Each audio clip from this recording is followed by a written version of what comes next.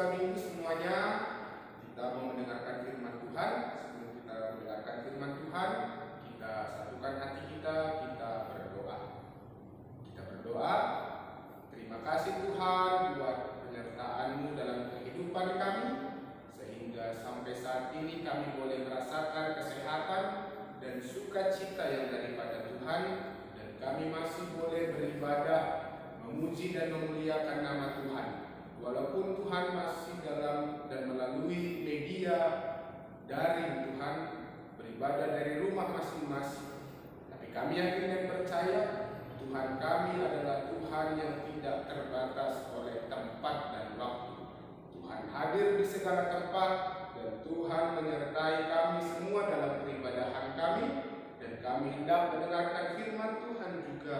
Kiranya Tuhanlah yang menguasai hati dan pikiran kami, agar firman-Mu Tuhan dapat kami mengerti, dan firman-Mu itu bertumbuh dan berbuah dalam kehidupan kami, sehingga kami menjadi anak-anak yang mengerti dan semakin takut akan Tuhan dalam perjalanan hidup kami. Dalam Kristus Yesus kami berdoa. Amin. Halo adik-adik semuanya, apa kabarnya? Sukacita? Luar biasa? Puji Tuhan.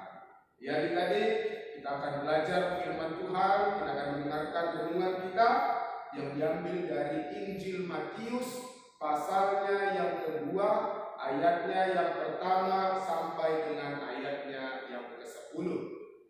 Abang akan bacakan untuk kita semua, tapi adik-adik juga di rumah harus membuka dan membaca Alkitabnya masing-masing. Oke? Kita baca Matius pasalnya yang kedua, ayatnya yang pertama sampai dengan ayatnya yang ke-10. Begini firman Tuhan dengan judul perikop, orang-orang Majus dari timur. Sesudah Yesus dilahirkan di Betlehem, di tanah Yudea pada zaman Raja Herodes, datanglah orang-orang Majus dari timur ke Yerusalem dan bertanya-tanya di manakah dia raja orang Yahudi yang baru dilahirkan itu. Kami telah melihat bintangnya di timur, dan kami datang untuk menyembah dia. Ketika Raja Herodes mendengar hal itu, terkejutlah ia beserta seluruh Yerusalem. Maka dikumpulkannyalah semua imam kepala dan ahli Taurat bangsa Yahudi, lalu dimintanya keterangan dari mereka, di manakah Mesias akan dilahirkan. Mereka berkata kepadanya, di Betlehem di tanah Yudea, karena demikianlah ada tertulis di dalam kitab Nabi. Dan engkau Betlehem tanah Yehuda, engkau sekali-kali bukanlah yang terkecil di antara mereka yang memerintah Yehuda, karena daripadamulah akan bangkit seorang pemimpin yang akan mengembalakan umatku Israel. Lalu dengan diam-diam Herodes memanggil orang-orang Majus itu, dan dengan teliti bertanya kepada mereka bila mana bintang itu tampak.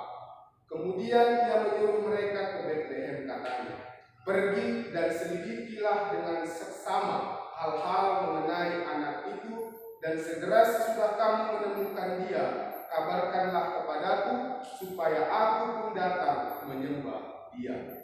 Setelah mendengar kata-kata raja itu, berangkatlah mereka, dan lihatlah, bintang yang mereka lihat di timur itu mendahului mereka hingga tiba dan berhenti di depan di atas tempat di mana anak itu berada. Ketika mereka melihat bintang itu, sangat bersukacitalah mereka. Demikian pembacaan firman Tuhan. Sekali lagi abang sapa untuk adik-adik semua, Shalom, selamat hari Minggu, salam sehat dan salam sukacita buat kita semua. Adik-adik, firman Tuhan pada hari ini yaitu tentang kisah bagaimana orang-orang Majus dari timur datang ketika mereka melihat bintang dan ketika peristiwa kelahiran Yesus. Adik-adik, orang-orang Majus adalah orang-orang yang terkenal dengan kepintaran. Orang-orang Majus pintar pastinya karena mereka rajin dan terus belajar. sehingga mereka menjadi sangat pintar dan mereka menjadi ahli dalam perbintangan. Mereka bisa melihat apa yang akan terjadi dan apa yang sedang terjadi dari tanda-tanda, yaitu dari bintang-bintang yang ada di langit. Dan pada saat itulah mereka melihat sebuah bintang yang besar, yang sangat memancarkan cahaya yang sangat-sangat terang. Ketika mereka melihat satu bintang yang sepertinya lain dari bintang-bintang yang lainnya, mereka belajar dan mereka cari apa arti bintang ini. Dan mereka menemukan bintang itu berarti ada seorang raja besar yang sedang dan yang pada saat itu dilahirkan. Yaitu ialah Yesus Kristus. Dan ketika mereka melihat bintang itu, dan bintang itu melambangkan kelahiran seorang raja yang besar, mereka berjalan dari timur ke Yerusalem untuk menjumpai bayi Yesus yang pada saat itu lahir di sebuah kandang domba. Adik-adik, kalau kita lihat dari timur perjalanan ke Yerusalem ada berpuluh-puluh kilometer jarak. Tapi karena mereka bersuka cita, mereka sangat berbahagia, dan mereka dengan rasa penasaran akan seorang raja besar yang lahir itu, mereka berjalan terus. Karena kepintaran mereka juga, mereka tidak tersesat di dalam perjalanan mereka. Dan sesampainya di Yerusalem, mereka bertemu dengan Herodes pada saat itu. Ketika mereka bertemu Herodes, mereka menyampaikan maksud kedatangan mereka. Dan Herodes sangat terkejut karena kenapa ada raja yang besar yang lahir pada hari ini. Karena Herodes pada saat itu adalah seorang raja. Jadi Herodes merasa tersaingi. Herodes merasa ada seseorang yang ingin merasa merebut kedudukannya sebagai raja.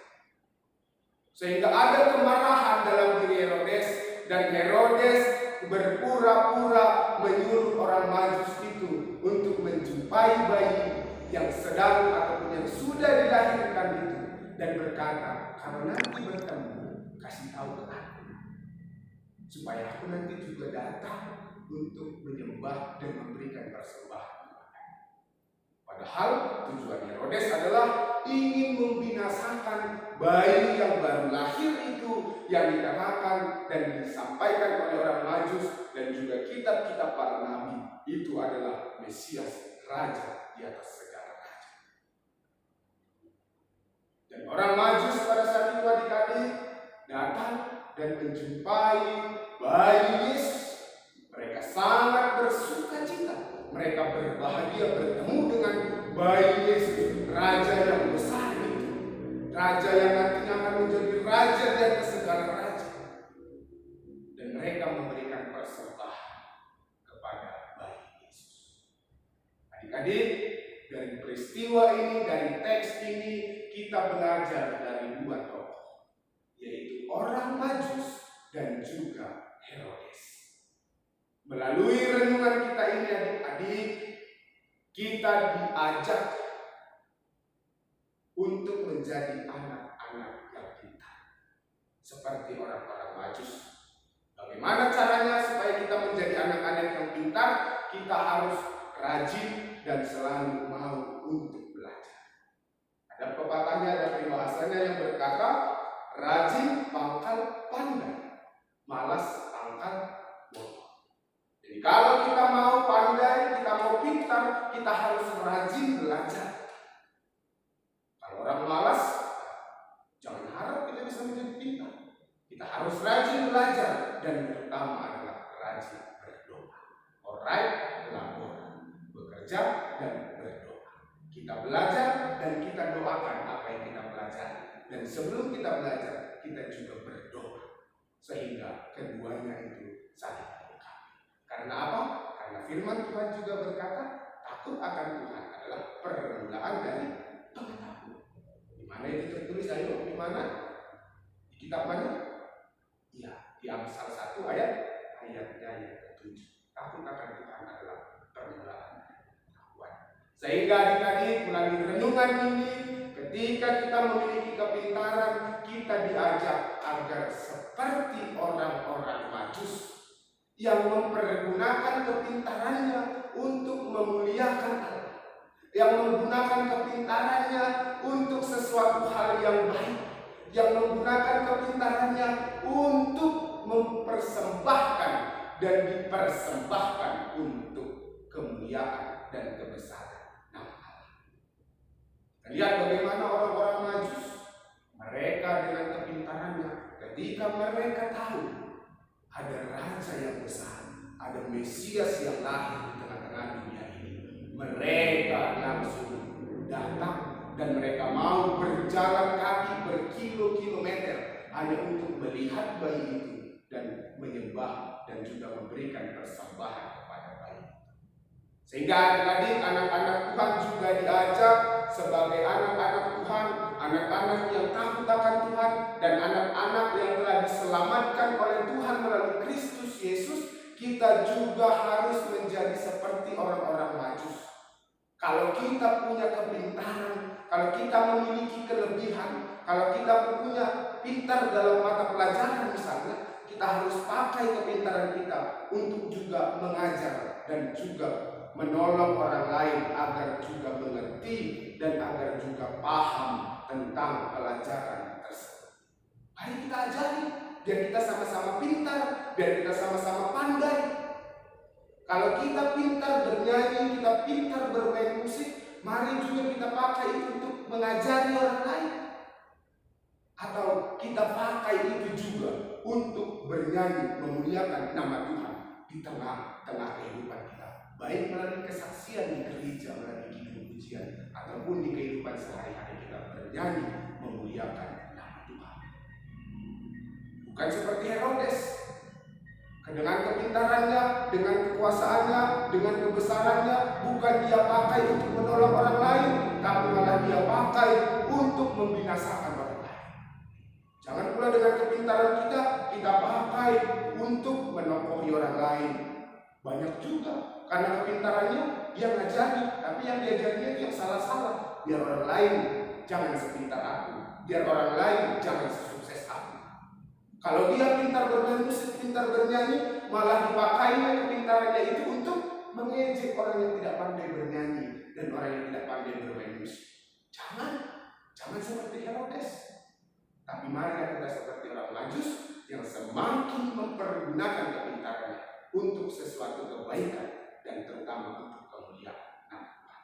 Jadi adik-adik, firman ini mengajak kita dengan komitmen dan renungan ini, jadilah anak Tuhan yang pintar dan jadikanlah kepintaran kita itu untuk kemuliaan nama Tuhan.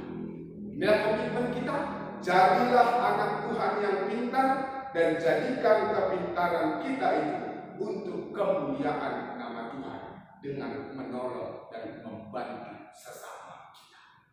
Amin. Kita berdoa. Terima kasih Tuhan buat firman-Mu yang mengajarkan kami agar kami semakin mau belajar, agar kami semakin rajin, agar kami menjadi anak-anak yang pintar seperti orang-orang Majus yang pintar, yang pandai. Biarlah Tuhan semangat kami juga untuk semakin mau belajar, semakin bertumbuh dalam kehidupan kami. Dan Kau juga mengingatkan kami agar kami juga menjadi anak-anak yang pintar, yang mempergunakan kepintarannya untuk kemuliaan nama Tuhan, untuk menolong sesama, untuk mengasihi sesama, untuk membantu sesama. Biarlah Tuhan kami menjadi orang-orang Majus selanjutnya yang mempergunakan yang ada pada kami untuk memuliakan, untuk menyembah, dan untuk mempersembahkannya hanya untuk Tuhan. Dan kami juga mau berdoa Tuhan buat seluruh adik-adik kami dimanapun mereka berada. Mari Tuhan yang berkati kehidupannya, berkati orang tuanya Tuhan dalam setiap pekerjaan tangan mereka. Kiranya Engkau yang memberkati agar boleh mencukupkan kebutuhan di tengah-tengah keluarga. Dan Kau berkati kesehatan mereka semua Tuhan, kesehatan kami semua di tengah-tengah pandemi ini. bagi sukacita di dalam hati dan pikiran kami, sehingga kami boleh selalu dalam keadaan yang sehat dan kesehatan yang daripada Tuhan. Dan juga Tuhan, galangan dan persembahan yang telah kami kumpulkan, mari Tuhan berkati ini Tuhan, agar menjadi persembahan yang hadir di hadapan-Mu, dan ajarkan kami mempergunakan persembahan ini hanya untuk kemuliaan dan memuliakan. Inilah doa kami, inilah permohonan kami yang kami sampaikan dalam Kristus Yesus Tuhan dan Juru Selamat kami. Amin. Marilah kita berdoa doa O Yesus Hasomani. O Yesus Hasomani hanami haganu, senggoi dalam nami salahkan atau sah. Doa Hasoman nami torang agi hujah. Amin. Hidup di Tuhan kita Yesus Kristus, akan tolong niati ini bata Bapa, apa pada seorang itu punya pasih nama kasomani kita harga depan. Bapa terima kasih. Bapa terima kasih. Bapa